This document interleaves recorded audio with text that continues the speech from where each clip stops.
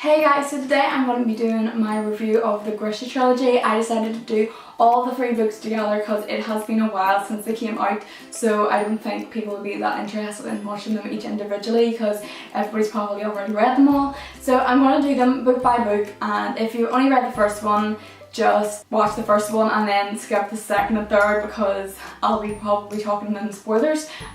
Same goes with not watching the third one if you've only read up to the second one.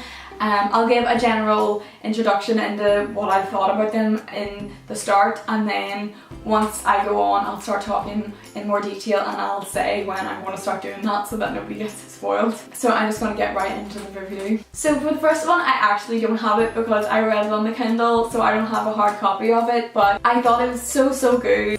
It was so much worth the read and very entertaining.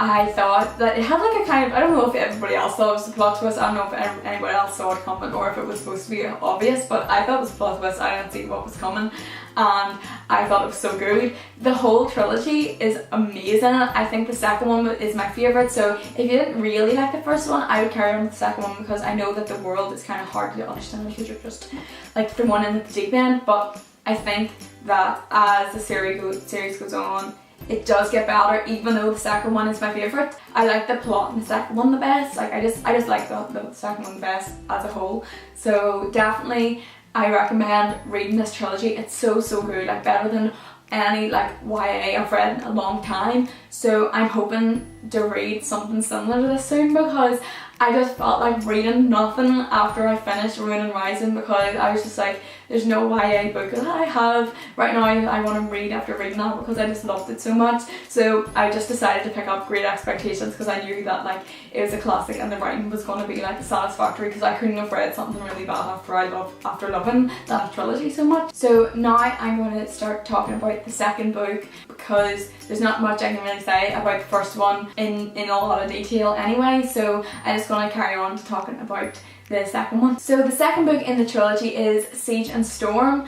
This is my favourite one, as I said, and I just didn't think that it could have been as well done as it is. Like I felt that the way that the plot picked up from before was so good, and we get to see Mal and Elena's relationship get better and just to get more character into them both, and I just thought it was so good, as well as meeting Nikolai, and I didn't expect him to be a prince. Like I didn't click onto that, like I didn't click onto anything in these, like actually to be honest I think I clicked onto some in Ruin and Rising but nothing in this, and like I just thought it was so well done. I love the introduction of Toya and Tamar. I think that's how you say it. I'm just guessing that's how you say it because I don't really know, but I love them. Like I love the introduction of them, and I love whenever they were being held captive by the Darkling and then all of a sudden like started helping them, and you just got to see Nikolai's character getting so much better at that point. Like I know we didn't know it was Nikolai, but like his character just gets so entertaining and just so amazing. I just absolutely loved him. He's my favourite character in the whole book. Like I absolutely love him. Like I love him. I didn't think I was going to love him as much as I did whenever he was first introduced in this, but I love him so much, like with all of my heart. I'm going to go into some detail into actually how the book is written because I want to actually give depth to what I'm talking about and more detail into what I thought about the book.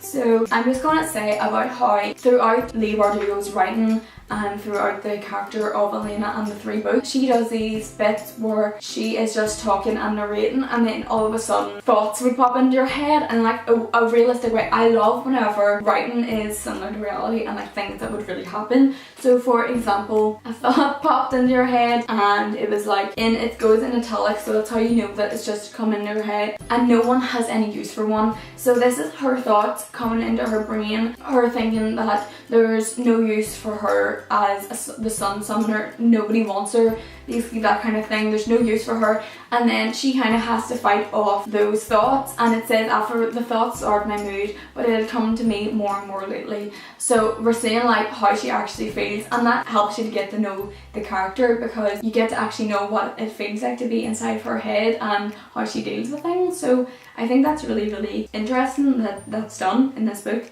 because I just think it's really good for getting to know the character. I thought I really liked that. I also want to comment on how the dialogue is good for YA. Like, it's not amazing, but for example in this he says, I think it's Mal, he says "for now," and then the narration says he ran his hand through his hair. So it's not just "for now," he says "since," he said. Like, it's not like that, it's not written like that, it's written as the dialogue is written, with actions and commenting on what's happening and what's going on while the dialogue's going on. So it's not just stating that he said it, which a lot of books do and which really annoys me. So I really appreciated that Lee Bardugo was good enough not to do that. I marked the moment where I started liking Nikolai, and I really thought this was so funny. He says, "My mother was an oyster," he said with a wink, "and I'm the pearl."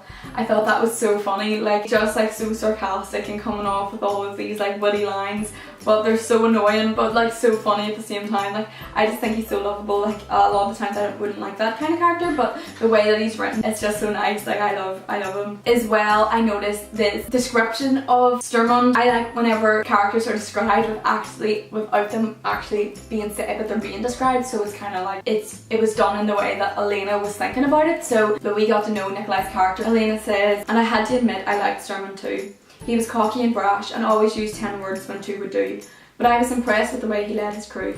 He didn't bother with any of the tricks I'd seen the Darkling employ, yet they followed him without hesitation. He had their respect, not their fear." So we get to see that, like, even though like he's really like cocky and sarcastic, he's still a good person and a nice one too, and that's just always really good to see. Like, that whenever the character starts developing, that they're not just funny and sarcastic, like they're also described as that, and just going into more detail about them. I thought that was really good. I don't want to go into too much detail, and I did go into more detail in my Goodreads review, which I said I will link down below. So if you want to read that and see more of what I thought, then I will link that. I just don't want this video to be too long and like people not really wanting to listen to me rant and rave about it and just hearing my like details about it. So if you are interested by some chance, then you can go and read my Goodreads review. Anyway, I'm going to go on to the next book, Ruin and Rising. I also gave this one 5 out of 5 stars on Goodreads because I just loved them all. I gave them all 5 stars, but I absolutely loved it. This was my second favourite of the 3. I don't really know, like they're all just really good. Like, I don't really know. All I know is the second one I like the most, but the third one's really good.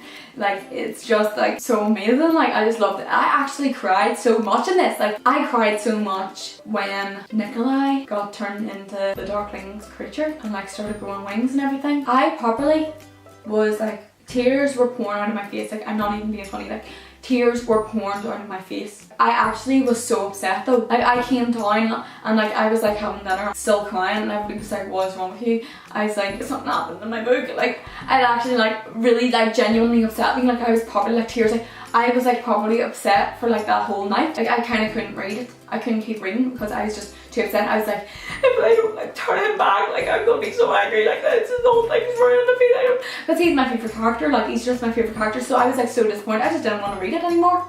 Like, I actually just didn't want to read it anymore once I found out like that happened to him, because I just love him and was like so upset. Like, I didn't even care about Elena, didn't care about Mal, didn't care about anybody, didn't care about them. I just wanted to know about Nikolai, and I am so glad that he got back normal in the end. But I was kind of disappointed. I kind of shipped her and Nikolai more than I shipped her and Mal, because Mal was a bit of a sulk. Like, he just kind of yapped the whole way through. I mean, I liked him and I was glad that they ended up, and I love it, like the little end bit. I love the end bit. I'm going to read like the little end bit because it was just so upsetting, and I cried at this as well, because I did love him because I loved all of the characters, but just not as much as Nikolai. Like, if Mal had turned into a Darkling's creature, I wouldn't have cared that as much. I would have probably like cried and been like, what the hell, but like I was like upset in my soul about Nikolai. So the last line in the book I cried at, and it says, "They had an ordinary life full of ordinary things, if love can ever be called that." Like, I just thought that was a really great end line. I like whenever books are just kind of like ended off on a really nice line. I know it's not like amazing, but like it's a really nice line to end off on. And I was just like crying because it was just like so sad that it was over. And you can tell like Elena really does love Mal. I'm not sure if I like the way that near the ending was done, like the final fight. I'm not sure if I like that, and the way that she kind of turned voted on her opinion of the Darkling. Like, I know she kind of had like a liking for him the whole way through, like she couldn't really help that, and like I understand that, but just the way that she kind of shifted on her opinion of the Darkling, I don't really know. I think like I know why, and if I analyze, like if I go into like an analytical kind of view of it, then like it could be saintly, her forgiveness and everything, like there's signs of her being saintly throughout it, even if she doesn't think that she is one. I think that whole ending scene where she calls the Darkling by his name, I think that that was just very saint-like, and I think that that was kind of on purpose, that to show that she's saint-like without actually being a saint. I have another funny bit that I thought was so funny, and like again like more character driven, and it says, "And Harshaw didn't just annoy me, he made me nervous. He liked to drive his splint along the cave walls, sending off little sparks, and he was constantly slipping bits of hard cheese out of his pocket to feed on Cat, then chuckling as if the tabby had said something particularly funny."